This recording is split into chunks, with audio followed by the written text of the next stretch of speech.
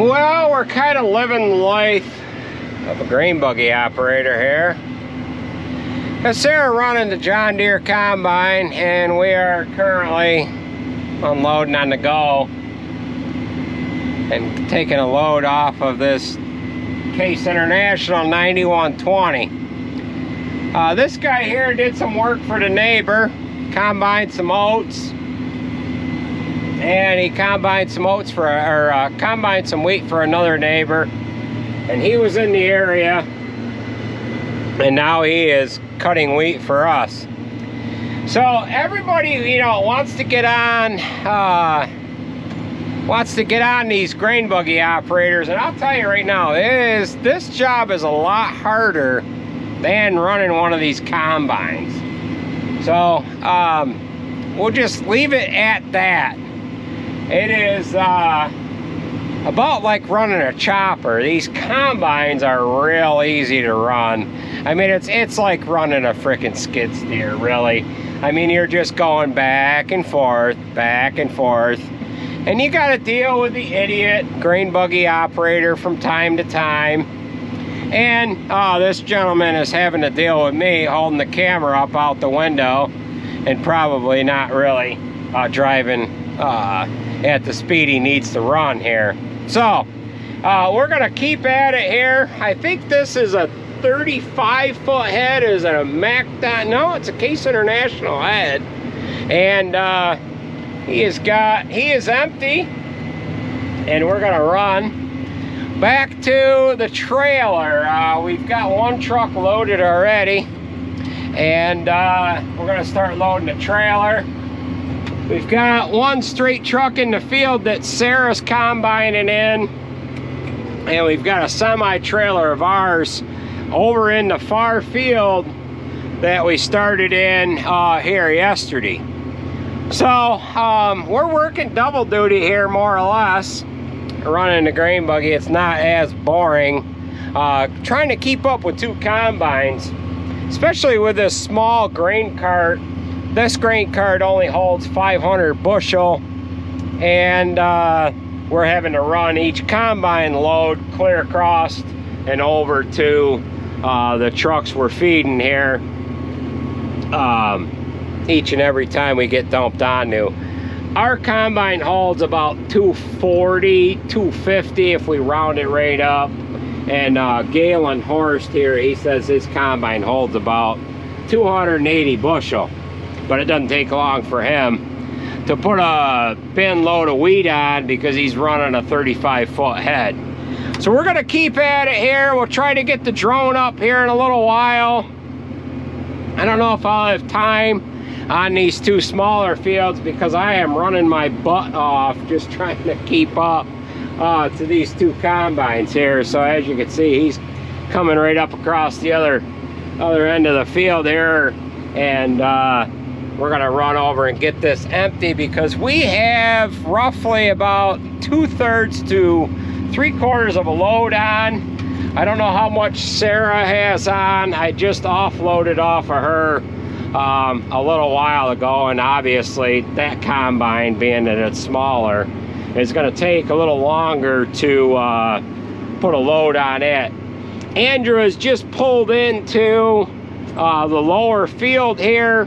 He has been raking straw over onto the fields here that we combined yesterday, and now he's going to move into the field that Sarah just got done with combine, and really all we need to do is just merge those two windrows together so that when Jared comes in here with the big baler, he can bang through that in a hurry. And he's going to be in here in a little while. So it is nice to be able to actually get this crop of wheat whacked out of here now.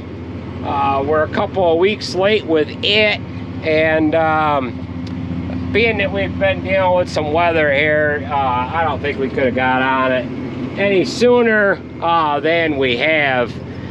We were dealing with trying to get second cutting hay chopped off, and you know, we were just a little late getting at this here, but there wasn't too many days while we were chopping second cutting that we could have actually been out here combining wheat. Now, I spoke earlier here, my uncle is running 3 of his combines over on a farm that is roughly 30 miles from where we're currently at. We're about 10 miles to the south and slightly east of the farm, and he is on one of the farms that we have that is roughly 18, 19 miles to the north of our home farm. So we're working both ends more or less towards the middle here.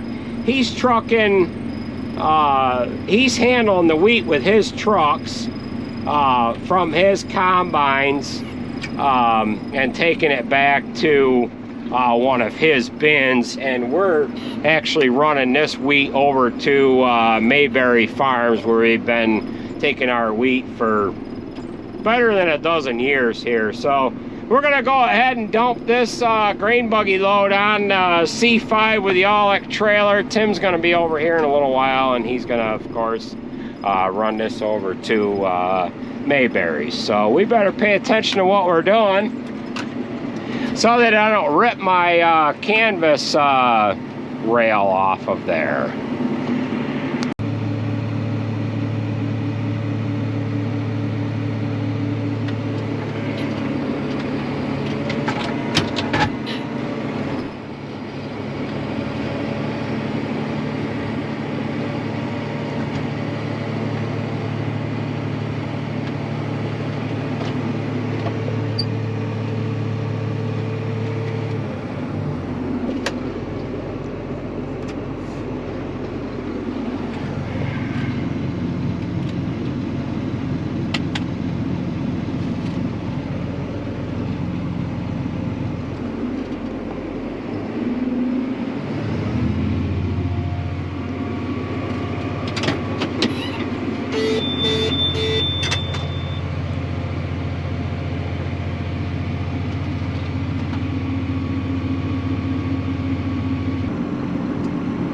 Alright folks, so we put the drone up in the air very quickly here. I haven't got much time to fly this around because I am actually running the grain buggy.